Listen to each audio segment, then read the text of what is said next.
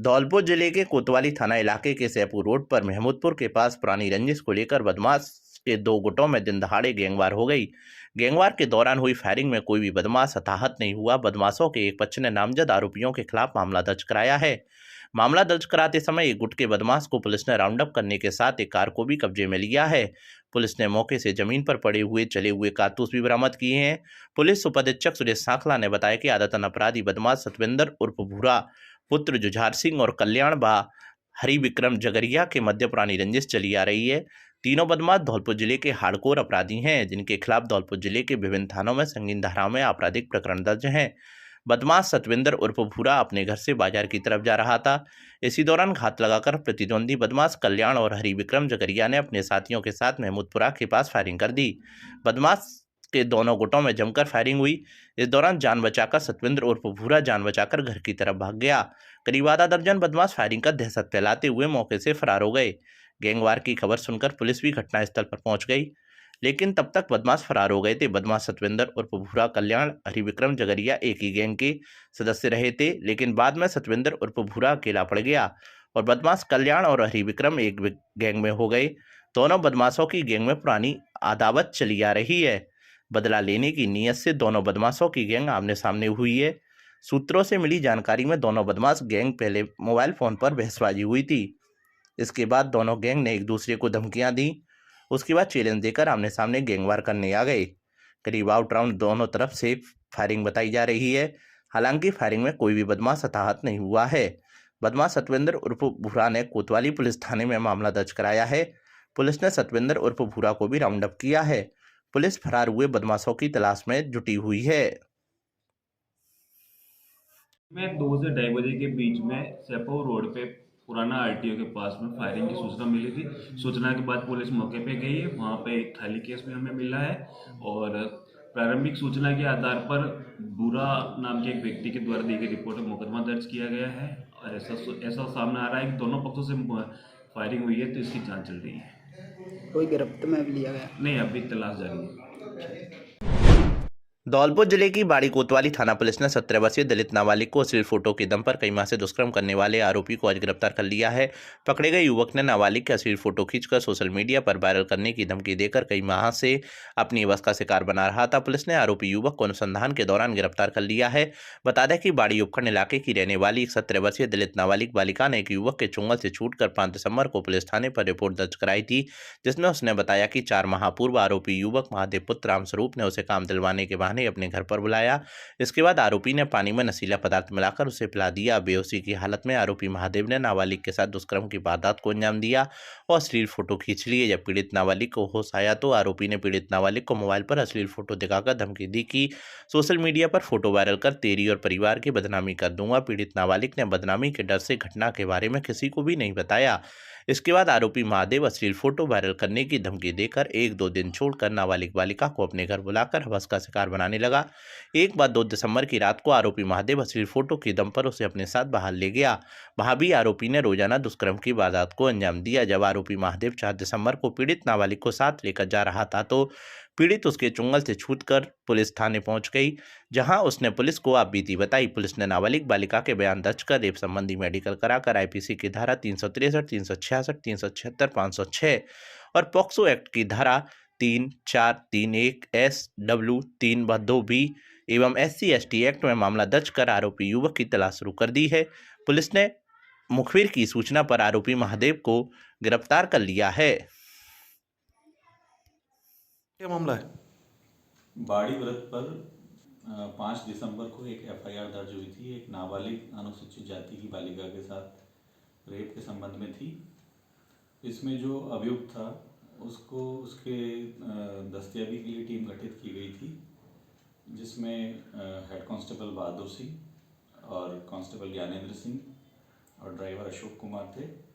इन्होंने आज महादेव कुशवाहा पुत्र रामस्वरूप कुशवाहा को बसेड़ी बस स्टैंड से दस्तयाब किया है और उससे जो पूछताछ की गई है उसके बाद उसे गिरफ्तार कर लिया गया है।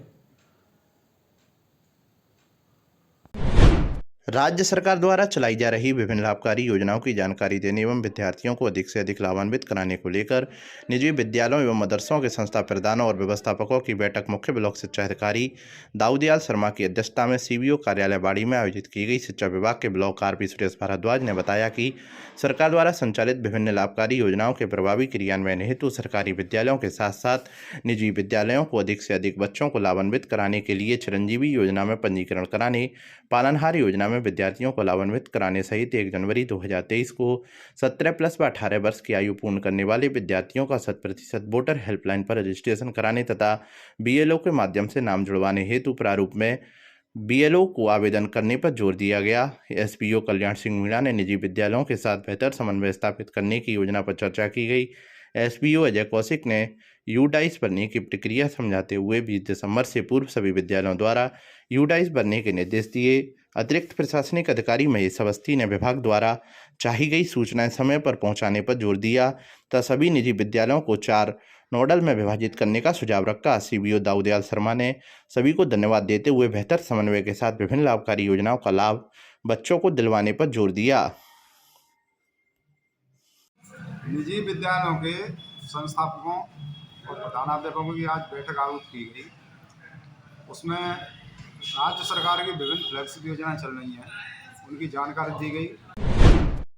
धौलपुर जिले में आज आरसीईआरटी के तत्वाधान में आयोजित डाइट धौलपुर प्राचार्य महेश कुमार मंगल के निर्देशन में प्रधानाचार्य बाड़ी हरिओम सिंह सिकरवार की अध्यक्षता में राजकीय उच्च माध्यमिक विद्यालय बाड़ी में जिला स्तरीय शोध कार्यशाला का आयोजन हुआ, जिसमें प्रधानाचार्य हरिओम सिंह सिकरवार ने सभी संभागियों को संबोधित करते हुए कहा कि शिक्षा विभाग में शोध धरातलीय स्तर पर नवाचारों को प्रोत्साहन मिलता है। उन्होंने शोध का औचित्य, उद्देश्य, उपकरण, निर्माण, दत्त, विश्लेषण एवं उपादेयता व सुझावों के बारे में जानकारी प्राप्त कर आवश्यक सुझाव दिए। जिला स्तरीय शोध संख्या 1 धौलपुर जिले में राष्ट्रीय उपलब्धि सर्वेक्षण एनएसएस की शैक्षणिक उपादेयता का अध्ययन एवं विश्लेषण कार्यशाला में व्याख्याता अतुल कुमार चौहान, भगवान सिंह मीणा, महाराज सिंह एवं जिला स्तरीय शोध संस्थान 2 में एफएलएन प्रशिक्षण की उपादेयता का अध्ययन एवं विश्लेषण किया गया। स्मार्ट क्लासरूम में पीपीटी के माध्यम से विश्लेषण किया गया। कार्यशाला में संभागी रूप में जय सिंह सिकरवार, धर्मवीर सिंह धौर्य, ब्रजमोहन शर्मा, संदीप शर्मा, सुभाष परमार, सुनील शर्मा आदि मौजूद रहे। धौलपुर जिले के बाड़ी उपखंड के गांधी पार्क में आज अखिल भारतीय पूर्व सैनिक सेवा परिषद द्वारा विजय दिवस का आयोजन किया गया। पूर्व सैनिकों ने सन 1971 में पाकिस्तान के साथ चली 16 दिन की लड़ाई में शहीद हुए सैनिकों को याद और नमन करते हुए पाकिस्तानी सैनिकों को समर्पण कर देश को जीत दिलाने वाले ऐतिहासिक दिन को याद करते हुए शहीदों को नमन कर श्रद्धांजलि दी और आमजन को शौर्य के बारे में जानकारी दी। पूर्व सैनिक सेवा परिषद के अध्यक्ष कैप्टन बनवारी सिंह परमार द्वारा सबसे पहले भारत माता की तस्वीर पर पुष्प और माला अर्पित करते हुए कार्यक्रम की शुरुआत की गई। उन्होंने बताया कि आज ही के दिन देश को एक ऐतिहासिक जीत मिली थी, जिसमें पाकिस्तान के हजारों सैनिकों को समर्पण किया गया था। यह युद्ध 16 दिन चला था और इसमें देश के कई हजार सैनिक शहीद हुए थे। कार्यक्रम में मेजर मुकेश शर्मा ने बताया कि आज भी देश के नौजवानों में कुछ कर गुजरने का जज्बा है। ऐसे में सेना में उनको अधिक से अधिक अवसर मिले, इसके प्रयास होने चाहिए। कार्यक्रम के दौरान पूर्व सैनिक सूबेदार जगदीश जगरिया, दारा सिंह पचौरी, रघुवीर सिंह परमार आदि ने भी अपना संबोधन दिया। इस मौके पर आमजन के साथ पूर्व सैनिक मौजूद रहे। आज अखिल भारतीय पूर्व सैनिक सेवा परिषद बाड़ी द्वारा इस आयोजन के बीच में हम लोगों ने पाकिस्तान पर विजय पाकर और हमने विजय हासिल की थी। इस बीच में ये युद्ध लगभग 16 दिन चला था और 16 दिसंबर को पाकिस्तानी सैन्य कमांडर जनरल नियाजी द्वारा 93,000 सशस्त्र सैनिकों ने भारतीय सेना के बीच में घुटने टेक कर आत्मसमर्पण किया था। इसके साथ साथ एक नए देश का जन्म हुआ, जिसे हम लोग आज की तारीख में बांग्लादेश कहते हैं। इतनी स्वर्णिम विजय द्वितीय विश्व युद्ध के अलावा कभी भी नहीं हुई। इतने लोगों ने आत्मसमर्पण पाकिस्तान या अन्य किसी भी देश में उसके बाद नहीं किया है। ये चीज़ें भारतीय इतिहास में स्वर्णिम अक्षरों में लिखी हुई हैं। जय हिंद, जय भारत। बाड़ी के द्वारा 1971 की लड़ाई में भारत ने पाकिस्तान के ऊपर विजय हासिल की और उसके दौरान हमारे उनके मतलब पाकिस्तान के 93,000 सैनिक ने आत्मसमर्पण किया था और हमारे उस दौरान 3,248 के करीब हमारे जवान शहीद हुए थे। आज हम उस विजय दिवस को बड़ी खुशी और उल्लास के साथ में मना रहे हैं, क्योंकि अभी हमारा जो देश है वो बहुत आगे और हमारी जो सेना है वो बहुत ही कर्मठ और बहुत अच्छे ढंग से बाकी देशों को जवाब दे रही है और देती रहेगी। इससे हम अपने नौजवानों को ये मैसेज देना चाहते हैं कि आप लोग आगे आएँ और अपने देश की कमान को संभालें। इससे हमारी जनता आराम से चैन की नींद सो सके और हमारे देश के अंदर किसी तरह का कोई दुस्साहस न कर सके हमारे देश पर करने का। तो मैं अपना सुबेदार मुकेश शर्मा, जय हिंद, जय भारत, वंदे मातरम। धौलपुर जिले में आज शुक्रवार को पुलिस लाइन के पास एक सरकारी अध्यापक की सैर करते समय हार्ट अटैक से मौत हो गई। मौके पर सैर कर रहे लोग उन्हें जिला अस्पताल लेकर पहुंचे, जब चिकित्सकों ने उन्हें मृत घोषित कर दिया। अध्यापक की मौत की सूचना मिलने के बाद पुलिस ने सबको कब्जे में लेकर जिला अस्पताल के शवगृह में रखवाया।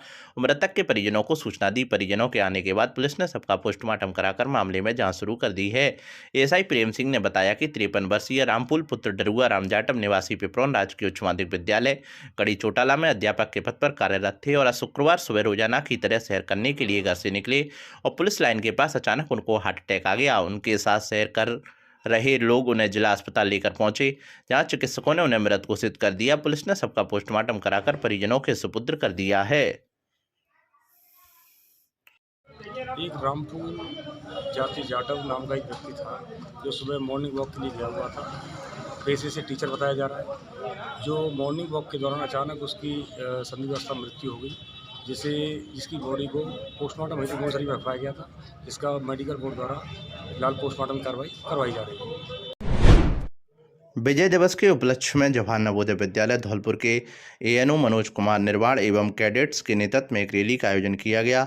रैली का आयोजन धौलपुर शहर में किया गया। रैली के उपरांत बच्चों को संबोधित करते हुए प्राचार्य उपेंद्र शर्मा ने विजय दिवस के उपलक्ष्य पर भारतीय सेना के सैनिकों के बारे में बताया एवं बच्चों को भविष्य में सेना में अधिक से अधिक भाग लेने हेतु प्रेरित किया। धौलपुर शहर में आज खाटू श्याम के भक्तों का जत्था पेच वाले हनुमान मंदिर के पास से पदयात्रा करता हुआ निकला। पदयात्रा के बारे में जानकारी देते हुए मुकेश कुमार ने बताया कि हालांकि इस समय खाटू श्याम जी के कपाट बंद हैं, लेकिन श्याम बाबा के भक्तों की भीड़ को इस बात से कोई सरोकार नहीं है कि कपाट बंद हैं। वह तो बाबा के मंदिर के पास ही पहुंचने में बाबा के दर्शन समझते हैं। इसलिए शुक्रवार को भक्तों का जत्था खाटू श्याम बाबा के मंदिर के लिए रवाना हुआ। उन्होंने बताया कि उनको मंदिर तक पहुंचने में करीब 12 दिनों का समय लग जाएगा, लेकिन बाबा के दर्शनों के लिए आतुर भक्तों में किसी भी प्रकार की कोई भी परेशानी कोई भक्त झेलने को तैयार रहते हैं। श्याम जी की 16वीं पदयात्रा जो चली आ रही है और सभी पदयात्री बड़े प्रेम से 12 दिन में अपनी यात्रा पूरी कर लेते हैं। जो निरंतर बाबा के पट बंद होते हुए भी पदयात्रियों के मन में यह नहीं आई कि अब नहीं जाएंगे, फिर अब तो दिसंबर में जरूर जाएंगे। कहाँ से शुरू हुई है पदयात्रा? बगीचे से। आपका नाम क्या है? मुकेश। मेरा नाम मुकेश कुमार, मंगल, धौलपुर। धौलपुर जिले के कोतवाली थाना इलाके के मचकुंड पर 26 नवंबर को बोलेरो और बाइक की हुई भिड़ंत में घायल हुई बाइक सवार बुजुर्ग महिला ने आज शुक्रवार को शहर के एक निजी नर्सिंग होम में उपचार के दौरान दम तोड़ दिया। महिला की मौत हो जाने के बाद परिजन सबको लेकर जिला अस्पताल लेकर पहुंचे, जहां कोतवाली थाना पुलिस ने मृतका के सबको कब्जे में लेकर जिला अस्पताल के शवगृह में रखवा दिया है और परिजनों द्वारा दी गई तहरीर पर सबका पोस्टमार्टम कराकर बोलेरो चालक की तलाश शुरू कर दी है। जानकारी के मुताबिक बाड़ी कस्बे की रहने वाली 60 वर्षीय मासूमन पत्नी नूरुद्दीन अपने दामाद के पास धौलपुर आई थी और 26 नवंबर को उसका दामाद उसको छोड़ने बाइक से बाड़ी जा रहा था। तभी मचकुंड रोड पर सामने से तेज गति से आ रही एक बोलेरो ने बाइक को टक्कर मार दी थी। दुर्घटना में बाइक सवार और महिला घायल हो गई थी। दोनों घायलों को पुलिस ने जिला अस्पताल में भर्ती कराया, लेकिन महिला की हालत गंभीर होने पर परिजन उसे शहर के निजी नर्सिंग होम में इलाज कराने ले गए, जहां आज इलाज के दौरान महिला ने दम तोड़ दिया। पुलिस ने सबका मेडिकल बोर्ड से पोस्टमार्टम कराकर सब परिजनों को सुपुर्द कर बोलेरो चालक की तलाश शुरू कर दी है। दिनांक 26/11/2022 को मचकुंड रोड ITI कॉलेज के सामने एक बाइक और बोलेरो में एक्सीडेंट हुआ था, जिसमें बाइक सवार एक महिला और चालक घायल हुए थे। महिला का यहाँ सरकारी हॉस्पिटल में भर्ती कराया था। यहाँ से उन्होंने कोई प्राइवेट इलाज हेतु निजी नर्सिंग होम में इलाज कराया और उसका इलाज चल रहा था। आज उस महिला श्रीमती मासूमन की मौत हो गई, तो परिजन यहाँ उसकी बॉडी को लेके आए, इसका पोस्टमार्टम कराया जा रहा है। धौलपुर जिले से सेपऊ जा रहा एक टेम्पो उमरारे गांव के पास पलट जाने से टेम्पो सवार 3 जने घायल हो गए, जिन्हें उपचार के लिए जिला अस्पताल में भर्ती कराया गया है। घायल नितिन पुत्र मिट्ठू जाटव ने बताया कि वह भगीरथपुरा से झांकी जा रहा था। टेम्पो उमरारे के पास अचानक असंतुलित होकर सड़क किनारे ही पलट गया, जिसमें उसके साथ रेखा पत्नी रामवीर जाटव जो कि पुरैनी जा रही थी और उसका पुत्र 5 वर्षीय रजत भी इस घटना में घायल हो गए। तीनों घायलों को उपचार के लिए 108 एम्बुलेंस की सहायता से जिला अस्पताल में भर्ती करवाया गया है, जहां उनका उपचार चल रहा है। धौलपुर जिले के डागरपुर गांव में आज शुक्रवार सुबह पानी भरने को लेकर हुए विवाद में कुछ लोगों ने एक महिला के साथ मारपीट कर उसे गंभीर रूप से घायल कर दिया, जिसे उपचार के लिए जिला चिकित्सालय में भर्ती करवाया गया है। घायल महिला मल्होत्रा पत्नी श्री चंद जाटव ने बताया कि वह शुक्रवार सुबह पानी भरने के लिए गांव के हेडपंप पर गई थी, तभी गांव के एक महिला संजू और उसके साथ शिवम ने पानी भरने को लेकर मारपीट कर दी।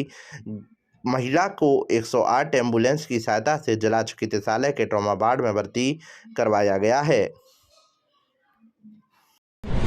धौलपुर जिले में फसल बीमा योजना का गांव-गांव तक प्रचार प्रसार करने एवं किसानों को जागरूक करने के लिए शुक्रवार को जिला कलेक्ट्रेट से 4 रथों को हरी झंडी दिखाकर रवाना किया गया। यह रथ जिले के सभी ग्राम पंचायतों में 16 से 30 दिसंबर तक प्रचार प्रसार करेंगे।